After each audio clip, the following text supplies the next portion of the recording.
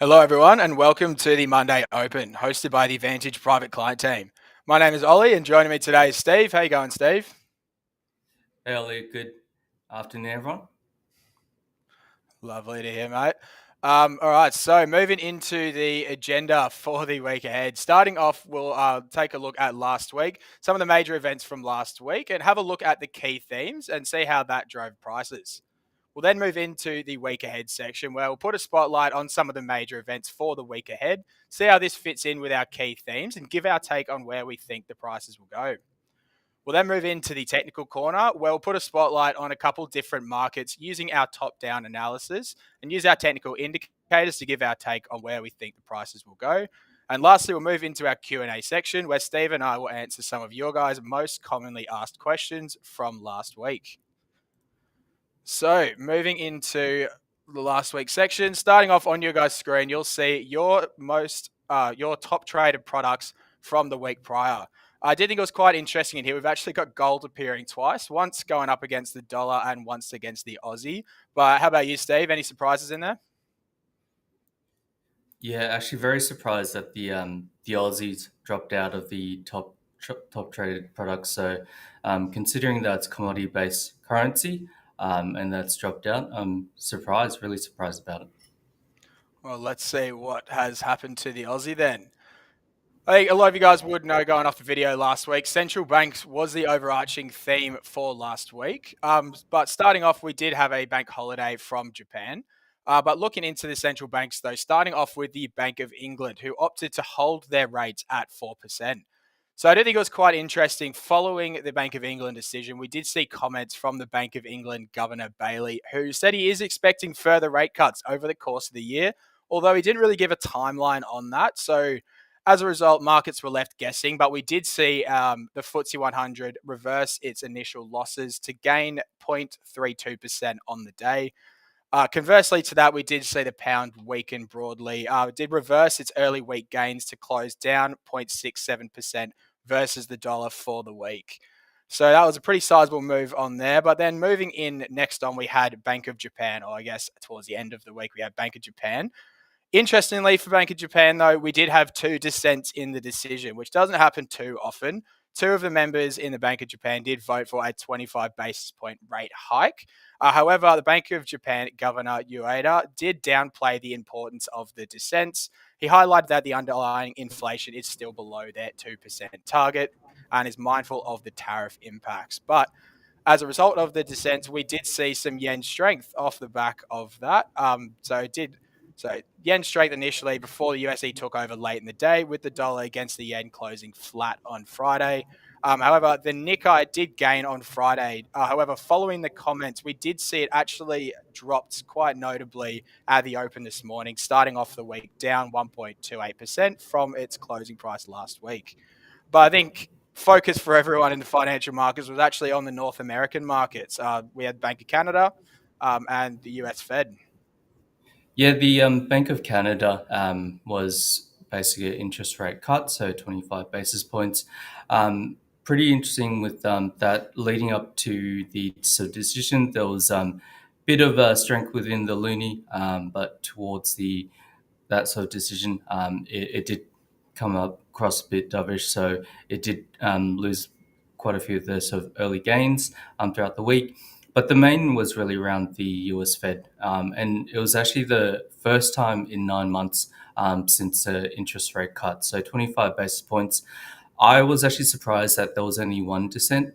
So Stephen Moran was actually suggesting 50 basis points instead of the 25. Pretty surprised that Christopher Waller or even Michelle Bauman, who's the other two from the previous dissent. So they didn't actually have any sort of differing opinions. So pretty interested to see with that. The actual comments that Jerome Powell, so Fed Chair Jerome Powell actually said was it was actually a risk management cut. So to me, I think that was more of like a sort of strategic cut, and we saw the sort of reaction from. I guess there was a bit of loss during the week throughout the with the US dollar, but it did recover a bit after the decision, but a bit of uncertainty within the market. So not every sort of trader could understand The sort of focus when it comes to the future rate. So it was pretty priced in. There is now based on the CME Fed Watch tool, we're looking at the 29th of October, which is the next Fed meeting. We're looking at a 91.9 of a rate cut, so probably most likely 25 basis points.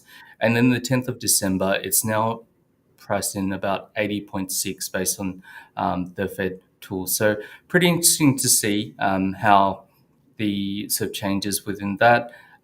It was one of those ones that I thought it was personally a sort of hawkish cut. So it was priced in that we're going to see a cut. But I thought the sort of speech from Jerome Powell was pretty much, it wasn't too dovish. It was more of when he says risk management cut, it was more like, it sounds more of a strategic cut than anything. So it was interesting to see how he really portrayed that. And I think, overall, he did pretty well when it comes to the actual speech.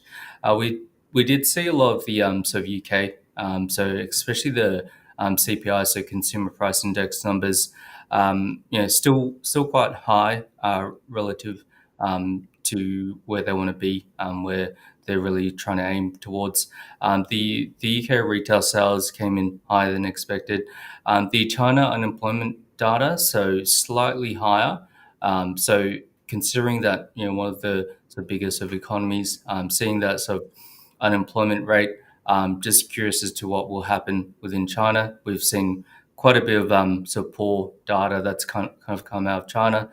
So interesting to see how that plays a part as the sort of biggest of economy, as well as the US, for example.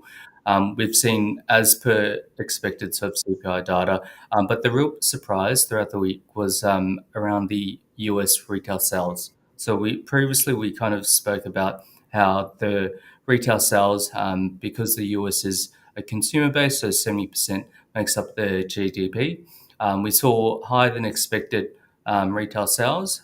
So there's been sort of revised sort of forecast when it comes to the GDP. So people just thinking that the GDP will be higher than originally anticipated.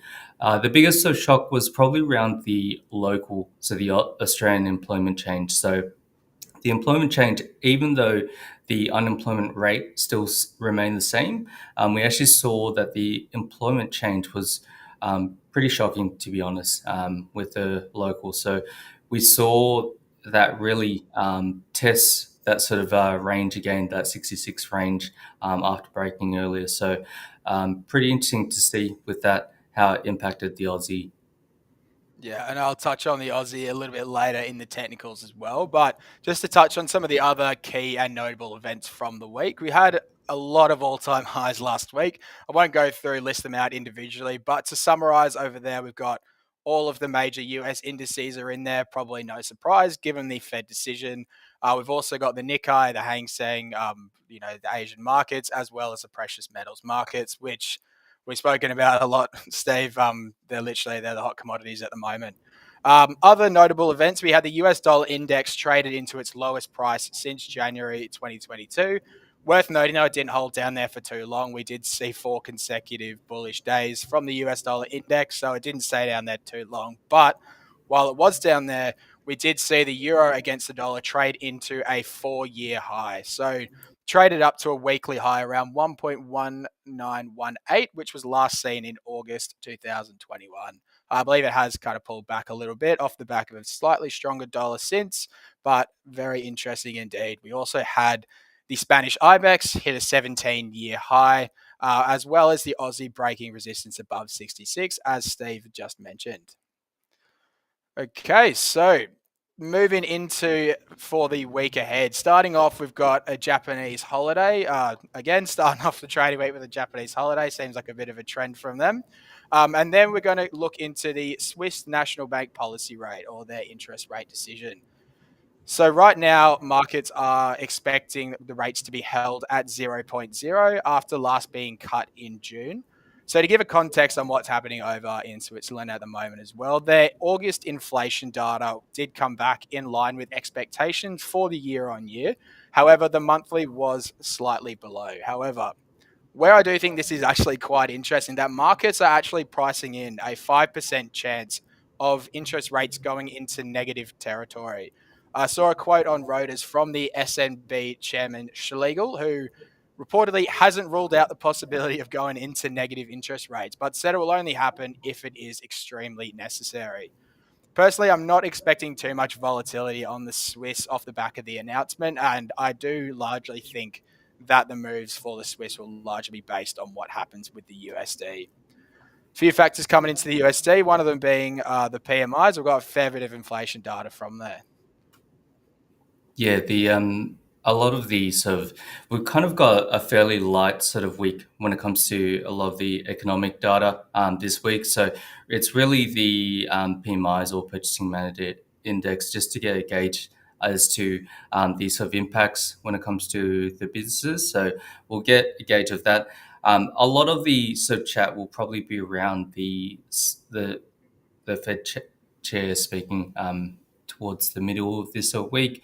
Plus, we've also got the other sort of central bank speaking. So we've got the Bank of Canada, Bank of England, the European Central Bank. We've got the FMOC, so the US, German, as well as we had the RBA earlier this morning. So quite a lot of central banks are speaking, post the decisions.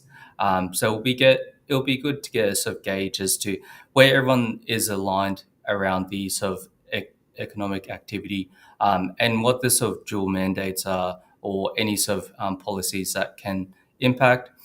We do have the US data, so I guess the interesting factor will be around the US GDP, especially with the retail sales, considering they are higher than expected. So that 3.3 will be pretty key, but also looking at the unemployment claims to see how the US employment data is really going. A lot of the conversations around the US is really around the strength of the employment data. So whether it's going to be towards the upside. So we'll wait and see how that plays out. We do have the Canadian GDP as well. So that will be interesting to see how they're seeing everything post their sort of Bank of Canada decision. We've got the consumer price index from the Aussie, but we've also got probably a Melbourne tradition, which is going to be the AFL Grand Final. So we've got the Cats versus the Lions, so a Melbourne team versus a Brisbane team. So it should be interesting how that plays out. I know with a lot of the Melbourne people, they've got the day off. So yeah. Yeah, we'll be very jealous sitting up here in Sydney. I think the market's currently pricing in Geelong for the favourites, but I can't sound too much of an expert, so I won't spend a lot of time dwelling on it. Okay, so let's move it into the technicals. Let me just share my screen with everybody. Okay, so that should be coming up here now. So to start off, I wanted to have a look at the Australian dollar against the US dollar, setting really quite an important level. We've got an ascending channel, so we have one on quite a bullish run for the year, also shared by our MACD and the RSI as shown. However, I have also highlighted the most recent trading range, which it has been sitting in since late April, between the 64 cents to the 66 cents. So we can see it has been quite respectful of this ascending channel. Most recently, why I think this is important is that it is sitting just below its upper level of the range while sitting in the middle of its trading channel. So I wanted to put a little bit of a spotlight on there to see where we think it'll go. So shifting now into the daily chart for the Aussie against the US dollar. So we can see last week, or I guess late the week prior, sorry, we did see it did break above 66 and held. It had a pretty sizable push up, found resistance at 67 cents, sorry, before pulling back and trading now back, sitting back into its range. So I said it pulled back towards its moving averages. It was quite overextended from its 20-day moving average. So for where it's sitting now, it is right on there at about just shy of 66 cents. As well for the day so far, it has been relatively contained. So I wanted to have my take on where I think it is going to go. Personally, in this market, I am a buyer. So I'm looking for buying opportunities. I'm looking for signals to tell me that the buying momentum is in play. Conversely, if I do think it is going to move further back down into its previous range, I want to be able to identify where there will be support on there. Right now, our MACD does have the MACD line crossing over with the signal, which is telling me there is some bearish momentum in play. So I think if we do see the prices move lower to find support, I'll still be looking for an entry in for a buy.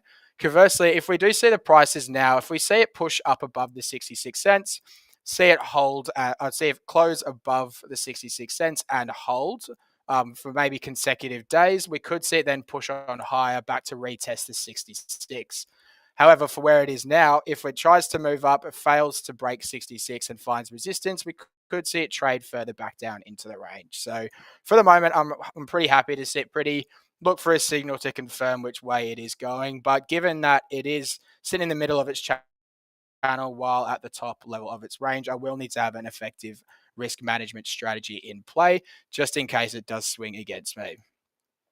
So the next market I wanted to look at is the DAX, or the Germany 40 as it is otherwise known. So starting off here on the daily, I've highlighted on so starting off daily, the trading early May.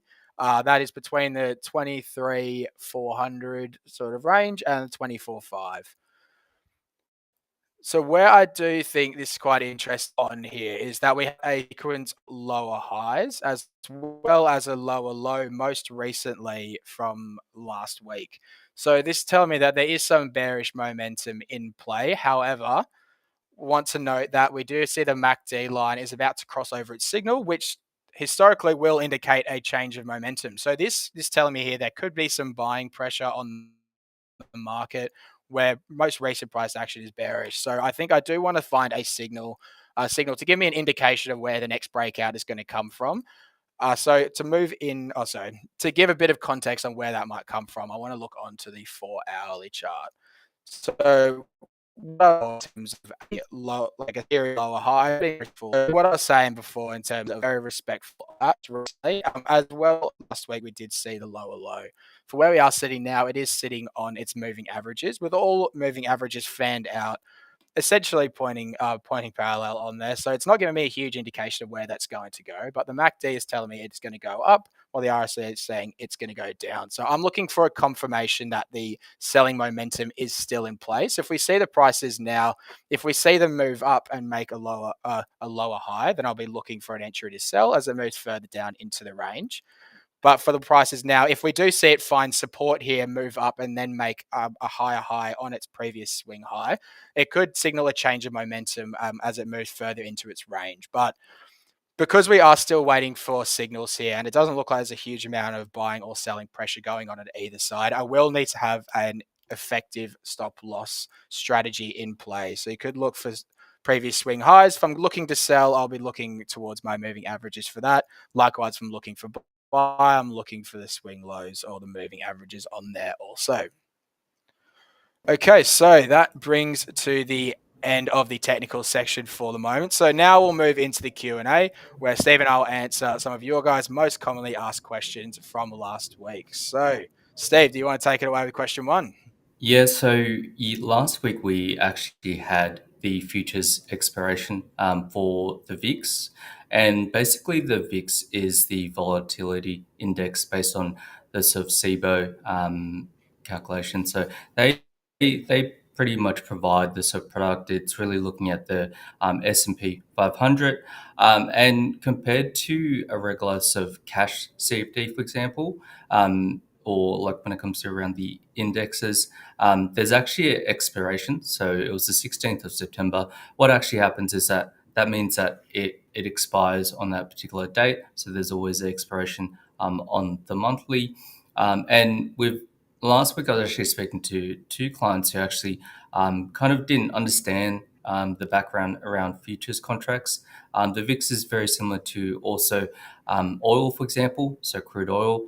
Which is also future based. So anything that maybe has an indication of FT or otherwise it's oil or VIX, it's a bit different instead of like looking at the S&P 500. So when you're actually putting a position on, you've just got to be conscious that there is expiration dates and it expires every month. So unless there's anything to ensure that it rolls over, it's just being mindful that when you do start a new product, especially when it comes to futures, just be wary. But if you've got any questions, feel free to reach out to either Ollie or myself around it. Thank you, Steve. And I'll take it away for question 2. Question is, why are we seeing indices hitting all-time highs so consistently? I do think this is very topical, given seeing the number of markets which hit all-time highs last week. And I think we can break this down into 4 primary drivers for the indices prices. First one is easy monetary policy or lower interest rates, particularly from the Fed, as we spoke about just before. Historically, interest rate cuts will boost equity markets as the cost of borrowing decreases.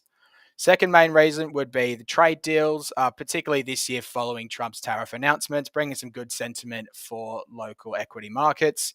We've also got technological development. Particularly, we're seeing large gains in AI company stocks, which are supporting the tech-heavy indices. Last, we've also got access to market, particularly for retail traders. Now, it's never been as easy as it is now to get involved in the markets, which is definitely boosting the indices prices. Okay, so I think that brings us to the end of the video today. Recording of this will be uploaded on YouTube once we have concluded. As well, we will be posting a recording of this into our VIP chat room as well as the Telegram group. For anyone who's looking to get involved in the Monday Open, send us through any questions. Please reach out to either Steve or myself, as well as posting anything in the VIP chat room as well. All right, well, I think that's all from me. Steve, thank you very much, and thank you everyone for watching. Thank you guys. Enjoy your afternoon.